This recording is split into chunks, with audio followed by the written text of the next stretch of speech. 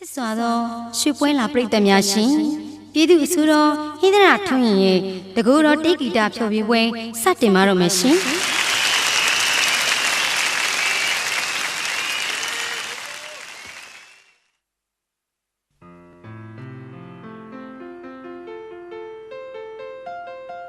မင်္ဂလာပါချစ်စွာသောပြည်သားပေါင်းတို့ခင်ဗျာမင်္ဂလာပေါင်းနဲ့ပြည့်စုံပါစေလို့ဆုတောင်းရင်းလေးရှိတယ်လို့လည်းမအောင်မေပါနဲ့စကားနည်းနည်းပြောခွင့်ပြုပါဘာကြောင့်လဲဆိုတော့ကျွန်တော်မြန်မာသားစင်တင်တေးဂီတဖြော်ဖြေပွဲမှာဖြော်ဖြေခွင့်ရတဲ့အတွက်အလွန်ကိုပဲဝမ်းသာလို့ပါဝမ်းသာတဲ့အကြောင်းရင်းက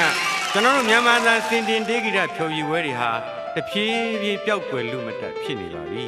ဒါကြောင့်မို့ဒီပွဲမျိုးမှာဖြော်ဖြေခွင့်ရတာဝမ်းသာပြီပါလေ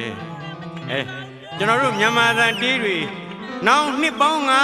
100တိုင်လဲပျောက်ကွယ်မသွားနိုင်ဘူးဆိုတာကိုတော့ပြည်သက်များ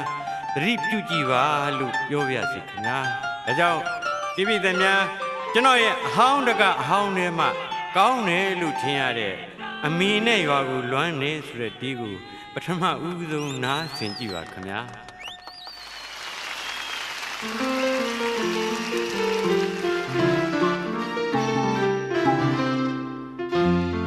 မြို့ကြီးပြကြီးရောက်တာ3 နှစ်3လီကြာပြီအမေရဲ့ပညာမွေးအမေကပေးတနေ့တစ်ချိန်မှသားပြောရတယ်ရွာနဲ့နေဝေးပြီမဲ့ဘဝရှင်ရေးတွေးလို့သာတကယ်အတ္တသိပညာရှာရင်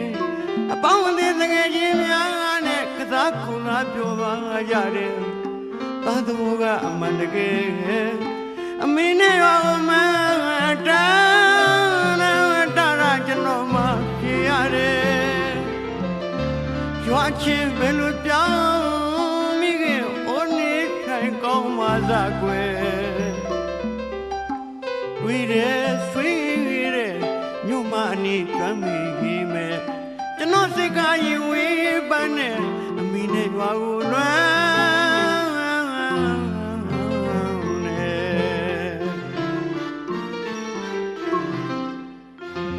ငယ်စဉ်ကဆရာတော်ကျောင်းမှာ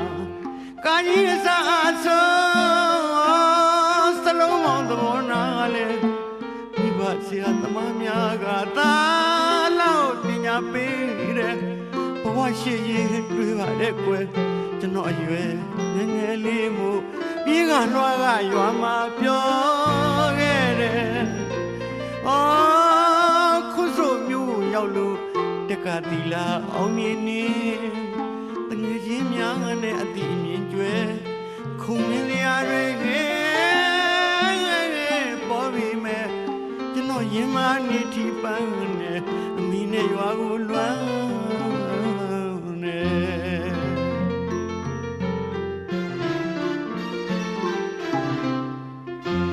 ယုံကြည်ချက်မြင်မှာအမေသားကဘဝအကြောင်းနာလေအတူရောက်လိုက်စားမိမဖို့မရည်ပဲအချွတ်လာမဒီကညာတွေအစီပေါ်ပြီးမဲ့ပန်းသူကကြောင်းစာကိုခင်တွေကျေးဇူးရှင်အမေထံလို့ရဲ့ပညာဆုံးမပြန်မယ်အမေ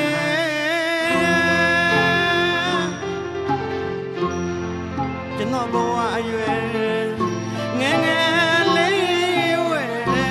ပြီးကရွာမတကယ်ချင်းများနဲ့